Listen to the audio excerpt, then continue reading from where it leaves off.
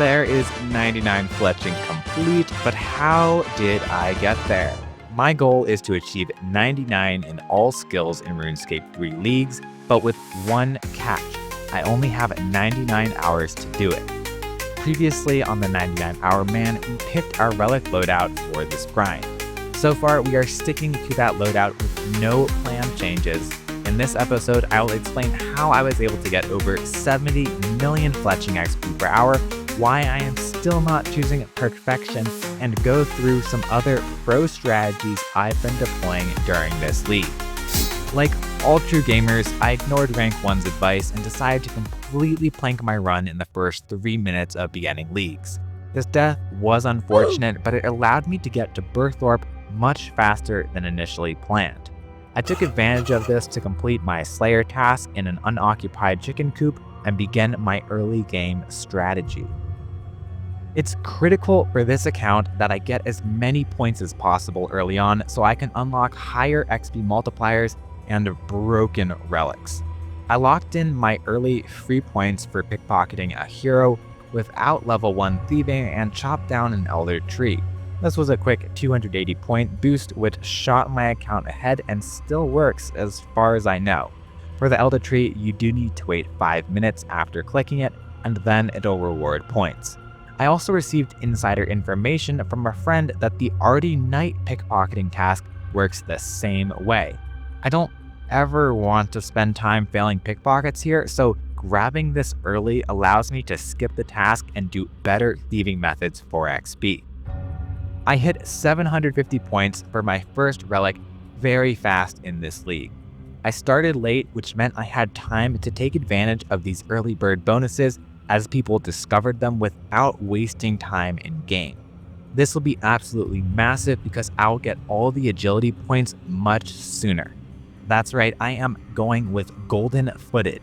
There are a few reasons I did this, and it turned out to probably be the best decision I could have possibly made for this league. Honestly, I just hate agility, but now I don't. It's free. I'll be 99 with almost no time spent training agility after just 28 hours of game time. I only have 3.4 hours to get every 99, so every single one I can do in under 3 hours gives me that wiggle room I need for slower 99s like wood cutting. This is going to be tight and may not be possible depending on how fast I can get points. Before leagues, I spent approximately 5 hours going through every single shop in the game. I mean literally every single shop in the game.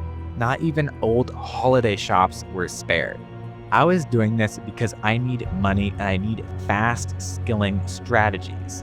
I discovered about 2 or 3 strategies that I had not seen being discussed anywhere across Discord, Reddit, private chats with theory crafters, or in-game. The first is something I call the lamp farmer. You'll notice that the tier 2 relic has an option called Farming Frenzy, which the majority of players picked, but I didn't. It instantly grows any crop you plant to full and allows you to harvest it instantly. This can be used to get a quick 99 farming by buying saplings from Coden in the Cluries district of Brifdinis and planting them over and over, but that only really solves 1, maybe 2 skills. It didn't have enough pull for me. But then I discovered the Ark shop. The Ark is a skilling hub related to player-owned ports where you can explore private islands and do some of the best skilling methods in the game, even to this day. One lesser used piece of the Ark is berry bushes. Bushes are a nice way to passively farm chimes while trying to unlock all of the Ark reward shop items. The downside is they take 1 to 2 days to grow.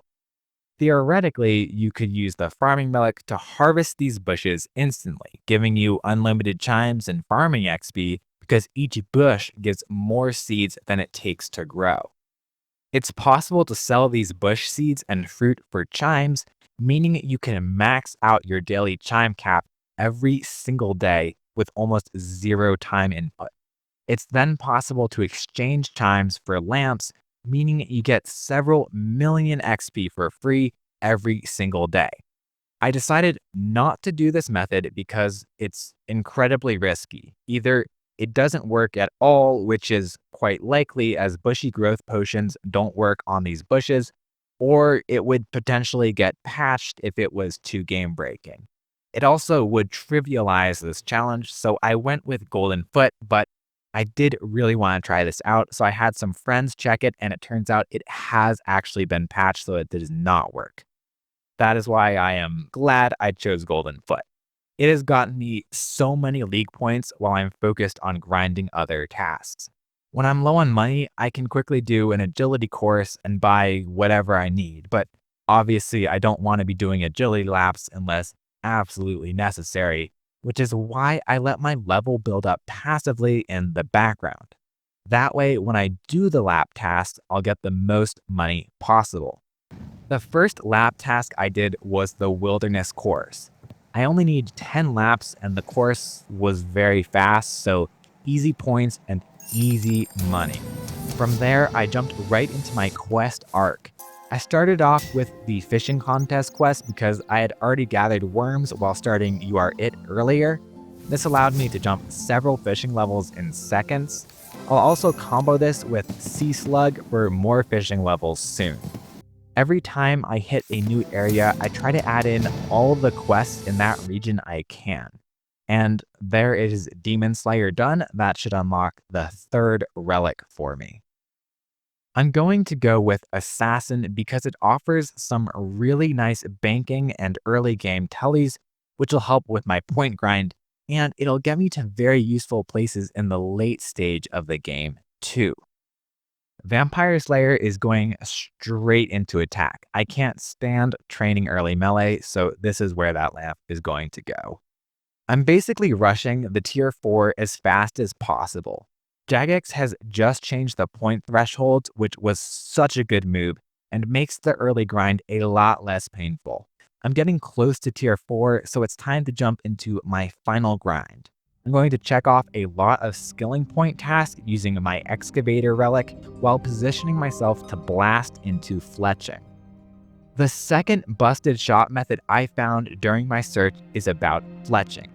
Basically, everything you buy and sell to a shop loses money. There are a few exceptions like the Culminancer's chest, but basically, you always lose money. One other exception is buying arrow shafts, feathers, and rune arrowheads. You make a very small profit on this, but you can only buy a few arrowheads at a time, so it's not really a viable Iron Man method. Also, you need to get into the Rangers Guild to buy the shafts. I'm using my Assassin Skull to teleport to Jacqueline to get quick Slayer tasks, which I can use for range training, while also knocking out some early Slayer. I also use the skull for rapid banking with Turiel or Vanica, and teleporting into Prif. Prif is going to get my final points for tier 4.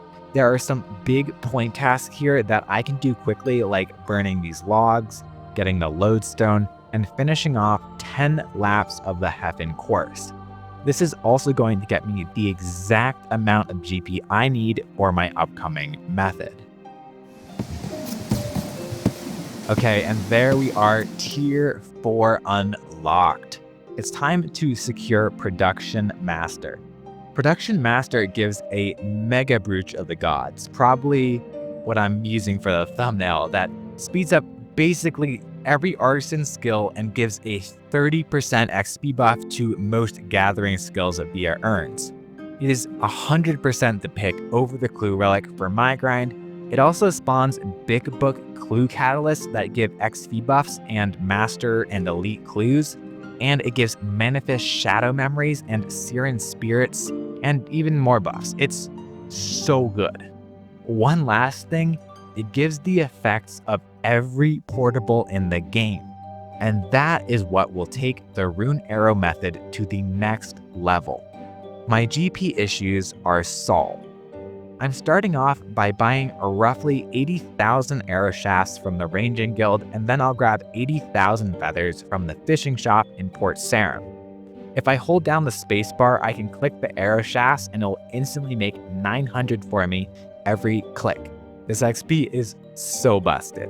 Next, we're going from Port Sarim to the Void Knight Outpost. Here, there is a ranging shop that sells 10 rune arrowheads at a time. The guild shop only sells 5, so this will cut our arrowhead time in half. Due to unlimited shop stock, I can just spam click buy max over and over in the bottom right of the window, obviously making sure I have rune arrowheads selected and not something else. This is a lot faster than manually smithing the bars into arrowheads. If you set up mouse keys, you can probably buy about 100 plus arrowheads a tick, but I opted to buy around 30 a tick and further develop carpal tunnel instead. Okay, here comes the fun part, making arrows. 32k XP. That is insane. 99 is going to be a breeze. Besides buying the arrowheads, because the brooch gives portable effects, we get extra arrows. These extra arrows are pure cash injections into our account. You'll see I start with only a couple mil, and in the end, I finished with 8 mil or something crazy. This is a great way to multiply money before you get to perfection, which I'm still not planning to take for the content. You guys owe me. This does make Banker's Note a tiny bit more competitive since GP is less of an issue, but it's still not enough GP to justify the choice for most players. I'm cranking out 70 million XP per hour right now. If you can get a brooch proc mid-fletch, it adds so much XP, and that is it, lads. Our first 99, 1 skill down, 28 to go. I'm making it look easy right now, but it's not so clean. In order to get here, it took many hours. I already have over 5 hours used up. I'm only supposed to spend 3 hours per 99, so things are going to remain very tight. I need to be more efficient with my choices and get out of the low to mid game as soon as possible. There are a number of quests that should help with that, while also progressing points.